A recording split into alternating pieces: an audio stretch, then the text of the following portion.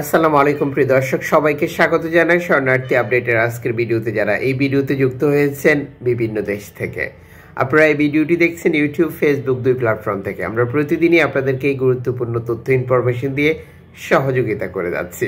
প্রতিদিনের ইনফরমেশন প্রতিদিন দেখতে আপনাকে চ্যানেলটি সাবস্ক্রাইব করে ফেসবুক পেজটি লাইক ফলো করে আমাদের সাথে যুক্ত থাকতে হবে। আপনার কাছে অভিবাসীদের কোনো তথ্য ইনফরমেশন থাকলে তাও কমেন্টস করে আপনি জানাতে পারেন, এতে করে অন্যজনও জানতে পারবে। তুরস্ক থেকে, ইউরোপ, লিবিয়া থেকে, তিউনিসিয়া থেকে, বর্তমানে আফ্রিকার বিভিন্ন দেশ থেকে ইউরোপে যাওয়ার সর্বোচ্চ চেষ্টা চালিয়ে যাচ্ছে বাংলাদেশিরা। বহু বাংলাদেশি সফল হচ্ছে, বহু বাংলাদেশি বিপদে পড়ে রয়েছে, আবার নির্যাতনের শিকারও হচ্ছে। সর্বশেষ একটি এনজিও সংস্থার তথ্য অনুযায়ী গতকাল যেটা নিশ্চিত করেছে, তারা শেয়ার রিসোর্স তাদের উদ্ধারকৃত অভিবাসীদেরকে নিরাপদে ইতালির একটি বন্দরে নামিয়ে দিয়েছে। এই এনজিও সংস্থার জন্য আমাদের পক্ষ থেকে স্যালুট। এভাবে এনজিও সংস্থাগুলো ভূমধ্যসাগরে বিপদগ্রস্ত শরণার্থীদেরকে উদ্ধার করছে এবং নিরাপদেই ইতালিতে নামিয়ে দিচ্ছে। এদিকে ফ্রন্টেক্স বাহিনী সর্বশেষ এক্স হ্যান্ডেলে দেওয়া এক বার্তায় নিশ্চিত করেছে, বিপদগ্রস্ত একটি প্লাস্টিকের নৌকা থেকে 50 জন শরণার্থীকে উদ্ধার করে ইতালির দ্বীপ ল্যাম্পেদুসা হটস্পটে হস্তান্তর করেছে।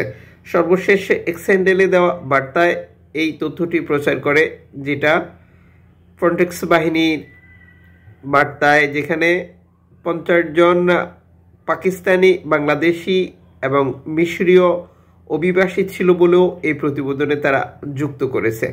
এছাড়া টোটাল গতকাল রাত পর্যন্ত 199 জন শরণার্থী হটস্পটে প্রবেশ করেছে বলেও একটি তথ্য প্রচার করেছে ফ্রন্টেক্স বাহিনীর রেফারেন্স থেকে ল্যাম্পেদুসা হটস্পট কর্তৃপক্ষ। ফ্রন্টেক্স বাহিনী একটি গুরুত্বপূর্ণ তথ্য শেয়ার করেছে এখানে, যেখানে বলা হয়েছে যে লিবিয়ার জোয়ারা থেকে ছেড়ে আসা নৌকাটিতে ছুরিকাঘাত করা হয়েছিল। লিবিয়ান কোস্টগার্ড দ্বারা এভাবে অত্যাচার করার পরেও নৌকাটি সেই সীমানা অতিক্রম করে আন্তর্জাতিক সীমানায় প্রবেশ করে, আর যেখান থেকেই ফ্রন্টেক্স বাহিনী তাদেরকে সহযোগিতা করেছিল।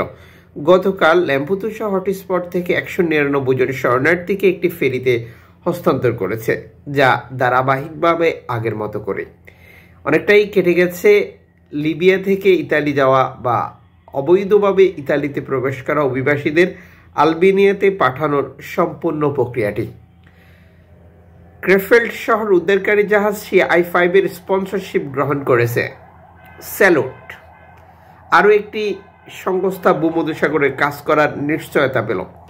2024 থেকে 2025 এই সময় 1000 ইউরো সাপোর্ট করবে তারা এই এনজিও সংস্থাটিকে, যারা ভূমধ্যসাগরে বিপদগ্রস্ত শরণার্থীদেরকে উদ্ধার করবে এবং নিরাপদে ইতালিতে হস্তান্তর করবে। আমাদের পক্ষ থেকে স্পেশালি ধন্যবাদ যে সংস্থাটি তাদেরকে স্পন্সর করেছে। স্পন্সর না করলে একটি এনজিও সংস্থার জন্য কাজ করা কোনোভাবেই সম্ভব না, কারণ তাদেরকে মেডিসিন কে দেবে, তেলের পয়সা কে দেবে, খাওয়ার পয়সা কে দেবে। কারণ ভূমধ্যসাগর থেকে শরণার্থী উদ্ধার করার পর তাদেরকে খাওয়ার দিতে হয়, তেলের পয়সা যেটা জোগাড় করতে হয়, জ্বালানি, পাশাপাশি রয়েছে অনেক গুরুত্বপূর্ণ মেডিসিন যা তৎক্ষণিক খুবই প্রয়োজনীয়। এদিকে তিউনিসিয়ার উপকূলে নৌকাডুবি, শরণার্থী মৃত্যু প্রতিদিনের এক ঘটনায় রূপান্তরিত হয়েছে, কারণ বর্তমান তিউনিসিয়ার যে সরকার জোর করে ক্ষমতা দখল করে রাখা, তার নির্দেশনা অনুযায়ী তার উপকূলে কোনো অভিবাসীকে কোনো ধরনের সহযোগিতা দেওয়া হচ্ছে না। সর্বশেষ 63 জন শরণার্থী নিয়ে একটি নৌকা ডুবির ঘটনা নিয়ে একটি তথ্য প্রকাশ করেছে স্থানীয় একটি দৈনিক। এখানে উল্লেখ করা হয়েছে, তিউনিসিয়ান কর্তৃপক্ষ এই শরণার্থীদেরকে উদ্ধার করতে অস্বীকৃতি জানানোর পরই মূলত এই দুর্ঘটনাটি ঘটে। পাশাপাশি আরও একটি নৌকা বিপদে পড়ার পরেও একইভাবে তাদের উদ্ধারে অসহযোগিতার যেটা কোস্টগার্ড বা নৌবাহিনীর পক্ষ থেকে বলা হয়েছে। সর্বশেষ তথ্য অনুযায়ী 11:30 রাতে নৌকাটিতে পানি ঢুকতে শুরু করেছে। কতজনের মৃত্যু হয়েছে এখন পর্যন্ত নিশ্চিত করতে পারেনি এই এনজিও সংস্থাটি। এনজিও সংস্থাটি দুটি টুইট বার্তায় সর্বশেষ পরিস্থিতি নিয়ে বার্তা প্রচার করেছে, যা সত্যি দুঃখজনক। এখানে উল্লেখযোগ্য বিষয় যেটা, তা হচ্ছে বর্তমান সময় তিউনিসিয়ার উপকূল ব্যবহার করে ইউরোপে যাওয়ার যাত্রা বা ইতালিতে যাওয়ার চেষ্টা চালিয়ে যাচ্ছে তিউনিসিয়ান নাগরিকরাও, পাশাপাশি অন্য দেশের নাগরিক তো রয়েছে। অথচ বর্তমান এই স্বৈরাচারী বা ফ্যাসিস্ট সরকার যে জোর করে ক্ষমতা পরিচালনা করছে, সে ইউরোপীয় ইউনিয়নের সাথে ইতালির সাথে আর্থিক লেনদেনের বিনিময়ে চুক্তি করে রেখে তার নিজ দেশের মানুষকে বিপদে ফেলছে, যা প্রতিনিয়তই তীব্র সমালোচনার মুখোমুখি হচ্ছে জাতিসংঘ, অ্যামনেস্টি ইন্টারন্যাশনাল, অভিবাসী সংস্থাগুলো, মানবাধিকার সংগঠনগুলো। সরকারের এই পদক্ষেপের বিরুদ্ধে নানাভাবে বিবৃতি প্রদান করলেও কিছুতেই কিছু হচ্ছে না। এদিকে কেনেডি দ্বীপপুঞ্জে গতকাল রাতেও নৌকা ঢুকেছে এবং সেখান থেকে শরণার্থী উদ্ধারের তথ্য প্রকাশ করেছে সালমেন্তো ম্যার্তিমো সর্বশেষ এক স্যান্ডেলে দেওয়া বার্তায়। দর্শক, আপনারা জানেন যে লিবিয়ান কোস্টগার্ডও একইভাবে ভূমধ্যসাগর থেকে শরণার্থী আটক অব্যাহত রেখেছে। এদিকে গ্রিসে আশ্রয় প্রার্থীদের সমর্থন করার জন্য 8 মাসের একজন নিউজ রিপোর্টারকে কারাদণ্ড দিয়েছে গ্রিসের একটি আদালত, যা এরই মধ্যে প্রিন্ট এবং ইলেকট্রনিক্স মিডিয়ায় আলোচনায় রয়েছে। প্রসঙ্গত 2020 সালের পর থেকেই অভিবাসী বিরোধী কঠোর বিধিনিষেধ নতুন সিদ্ধান্ত নিয়ে কাজ করছে বর্তমান গ্রিস সরকার।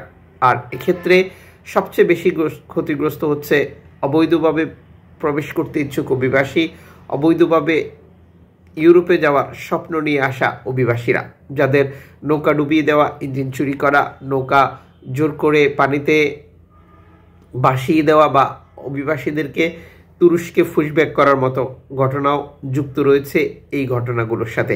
এদিকে 8 তারিখ থেকে 14 তারিখ ভূমধ্যসাগরে আরও রেকর্ড সংখ্যক শরণার্থী উদ্ধারের একটি ইতিহাস সৃষ্টি করেছে লিবিয়ান কোস্টগার্ড।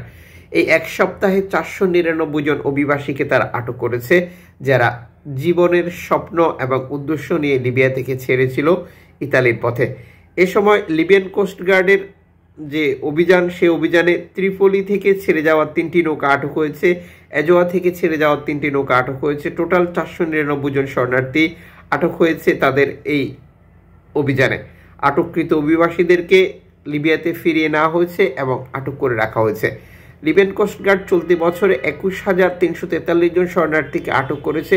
যখন IOM এই তথ্যটি প্রকাশ করেছে তখন পর্যন্ত 18,589 জন শরণার্থী আটক হয়েছে, যার মধ্যে পুরুষ সবাই, 1,534 জন নারী, 634 জন শিশু।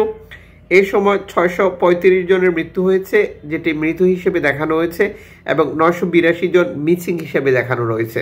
যদিও এনজিও সংস্থাগুলোর তথ্য মতে এই নিখোঁজ বা টোটাল মৃত্যুর হিসাব করা হয়, কারণ যারা হারিয়ে গেছে বা যারা নিখোঁজ রয়েছে এদেরকে পরবর্তীতে আর খুঁজে পাওয়া যায় না।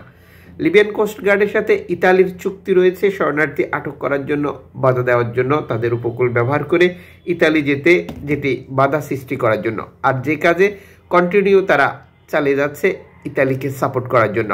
লিবিয়ান কোস্টগার্ডের এই কার্যক্রম নিয়ে আপনার মতামত থাকলে কমেন্টস করে জানাতে পারেন।